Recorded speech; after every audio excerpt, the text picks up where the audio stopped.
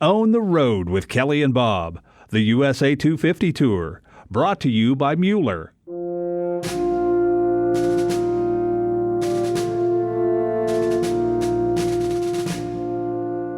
We, the people of the United States of America.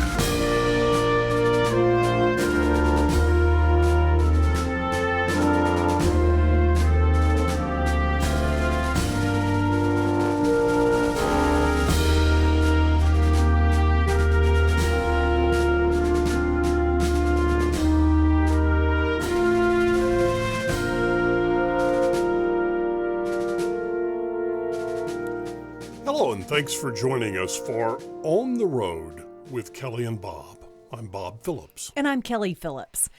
This is the beginning of a special year-long series that we'll be doing throughout 2026.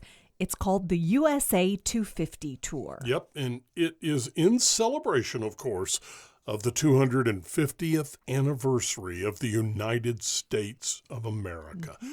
So during the next 12 months, we will be bringing you one story from each of the 50 states. Now, in keeping with our tradition of not always telling you stories you would expect, of finding those little, almost hidden gems that may surprise you, we will be bringing you some stories that at first glance will have you wondering, what's this all about? Yeah, but first, we think it's a good idea to set the stage for what would eventually come to be known as the United States of America. How and why did all of that happen?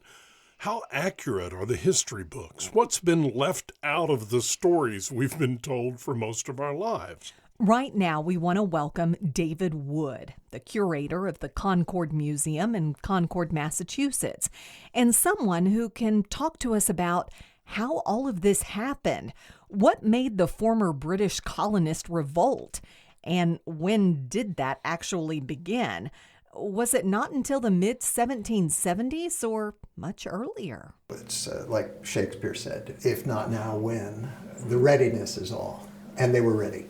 It was just going to happen. And really the question is, you start, well, when was it inevitable? April 18th? Yeah, certainly. March? Well, probably. October? Yeah, I think so. 1770? Yeah. 1768, 65, 63, 61. You just keep going back. It was going to happen. Yeah. When did people start becoming disgruntled? Was it with the new king? Was it with the tax situation? What? It was in 1610. That far back? It depends on how you start the story. In fact, I was just reading the address of the American consul in China in 1875, and he gave an acknowledgement on July 4th, and that's where he started the story, 1610. And you can do it. What happened was, or what the revolution was the transition from a monarchy to a republic. And so that's then becomes the exercises. When did that happen? So Gideon Nye, he said, it's 1610. and you can make that argument. He did, or what you will. But certainly by April 19th, that transition had already happened. I like to say the revolution was already over on April 19th. It was the Revolutionary War that began on April 19th. And in that sense of transition from monarchy to republic, it was over. When the Provincial Congress formed itself out of the Massachusetts Assembly in 1774, they were behaving as a republic, where it's all elected officials and they're on committees. And that's how business is being transacted. There was no governor. At that point, they were paying no attention to the king. They were still saying, oh yes, we're loyal to the king.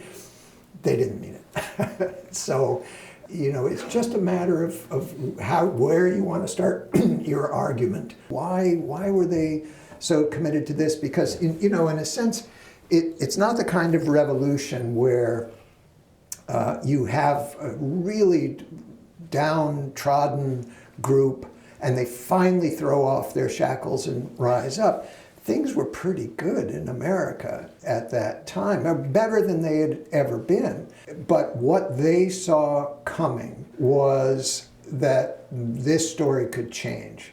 The reason you start this story in 1620 or what you will is that there's something that happens. You're 3,000 miles away from the center of government, and there's a lot of independence from the very beginning. If you read the Mayflower Compact, it sounds astonishingly like the charters that are coming out in 1776. They're already there, and they've gotten used to it. I think justifiably recognized as holding the torch for this kind of liberty. And it is liberty. Liberty is the right to do everything that the laws permit. And that's what they were fighting for. The things that Parliament is doing, which is, those are all the headline things. Oh, they passed this law and that bill and this bill. Those are all thin edge of the wedge. And what they knew was that if you keep going in that way, all your liberties are gone. And that's what they were opposing. They could see that coming. Did mankind even have a sense of what liberty and freedom meant prior to the Magna Carta? Well, before Magna Carta? Yeah. That would be a different debate. But this matter of defining the relationship between government and liberty, an exercise in the 17th century. That's what John Locke is writing about. That's what David Hume is writing about. They're intellectualizing processes that were already in place and already going. Really, when you start looking at something like Parliament and then its relationship to a monarch, and try to define it mathematically, which is actually what they were trying to do, then you get this different understanding of it. That can carry on all by itself and still not have too much to do with the day-to-day conduct of life. But I guess on April 19th, they're coming together. Let me take you out of Massachusetts for a minute. Okay. Where did Thomas Jefferson and the others even come up with the words for that incredible document called the Declaration of Independence? In a way, that's articulating what's already there. In other words, they're not making those words up and saying, here's the way we're going to go. This is what they knew. They're writing down what they knew. You have the right to dissolve government if it's not working for you, and all people are created equal. So that's the first two paragraphs. There it is. Then the rest of it is the complaints they have for this instance. They just say, it's only polite to tell the rest of the world why we're doing this. But first and foremost, we have the right to dissolve the government if it doesn't work for us, and we're all equal. Then the rest follows. One way to look at it is they're expressing the common sense that they live with. You can trace back even single words in that. It's right there in the Constitution of Massachusetts. Oh, it's reflected in the Constitution of the United States. Well, that's not a coincidence. And it's not that they're plagiarizing the one to make the other. It's like this is the common understanding. It's like this is how it works. What do you want people that come to this museum, what do you want them to take home with them?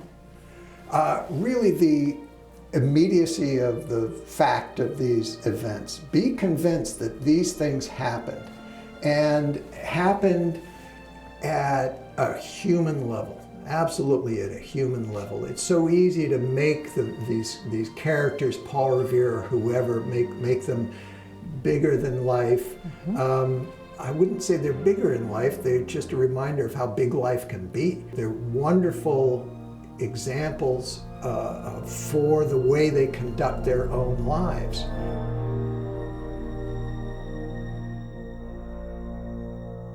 And what a great way to start this USA 250 tour that we're going to be doing all year. David Wood really knows his stuff, and he spent a lot of time explaining something that we all heard when we were growing up about that famous shot heard round the world.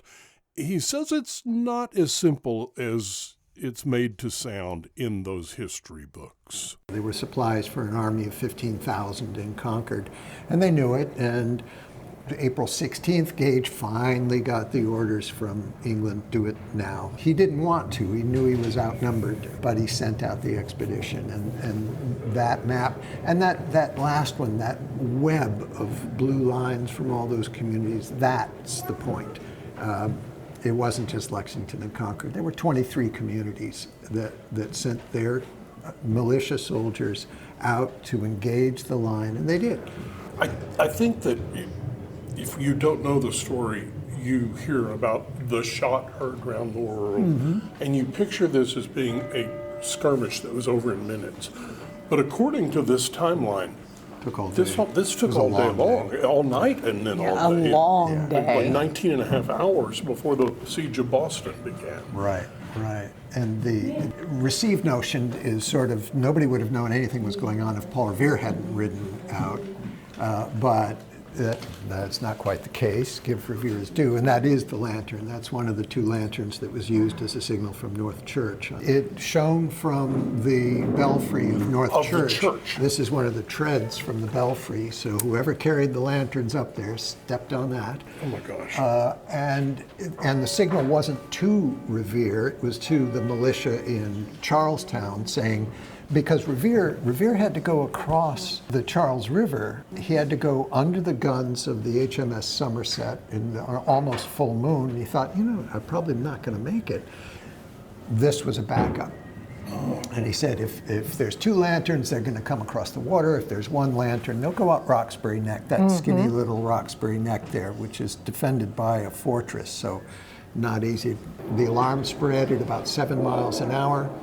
The soldiers came in at about 3 miles an hour, 4 miles an hour for one of the northern communities. That's a pretty quick march. And they hit the column exactly where it was every time, because there were riders all over the place spreading the information about where they were. And there were other riders alerting people other than Paul Revere. He just had the best marketing. You got it, yeah. By way of a poem. Yeah, exactly. But again, Revere also, he got captured, he got released. A sensible person might go home. No, he went right back to Buckman Tavern, picked up a trunk of the most treasonous papers it would be possible to, and when the firing broke out on Lexington Common, Revere was there. He had just gone through the militia with this trunk of hangable stuff, and then the firing broke out. He heard what he thought was a pistol shot. So he was right there. He was half a pistol shot away, he said, when the firing broke out. This guy had some nerve. Yes. That's what he did. So it was Revere who carried the Suffolk Resolves to the Continental Congress in Philadelphia. So that's in 1774, fall of 1774. Revere was that rider. The news of the destruction of the tea in Boston Harbor, Revere carried that news to Philadelphia. That's what he did. That was his job for the province, and he was happy to do it. For you, a person who is well versed in what happened and what we know happened, are you amazed or not surprised at all that we've made it to 250 years of our country? Yeah, the stability of these political structures are not given. It's as well probably to think of political structures as something like weather. Some people would say, you're asking, why here? Some people might say, it's you Massachusetts people. You throw tea into the harbor, you start things up, and you start firing on the world's largest army. No, that's fair. That's actually fair. That's fair. Because the Continental Congress did not approve this action before it happened. They said always act on the defensive. There was communication, and again, here's Revere. He's carrying the word back and forth. They say, always be on the defensive. But they didn't actually say, shoot on that day. Do that. Yeah. Or if they did, it's not recorded. But also the Continental Congress did not know about Bunker Hill, didn't say do that. They did not know about seizing Fort Ticonderoga. That's Massachusetts again. And, Connecticut, Vermont, Massachusetts. What does it do for you when you see someone leave this museum and they get it finally? Oh, yeah, Right through 'em. it's the best thing. Yeah, it's the best. You know, it's like on that map that we were looking at, and when the blue bar gets longer than the red bar, and the 10-year-olds go, "Yay!" It's like, yeah, that's That's a moment. it's rewarding. Yeah, it's great. And we want to thank you for listening to this week's edition of On the Road with Kelly and Bob. There is so much to cover across America. We're going to every state, and some of the stories are just incredible. I can't wait for you to hear them. Now, be sure you don't want to miss any stops or anything that we do. So go over to our Facebook page, our Instagram page, even our YouTube page. Like, follow, subscribe. That way you don't miss anything. Of course, the podcast, you can listen wherever you get your podcast.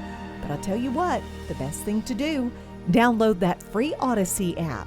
That way you can listen anytime, anywhere.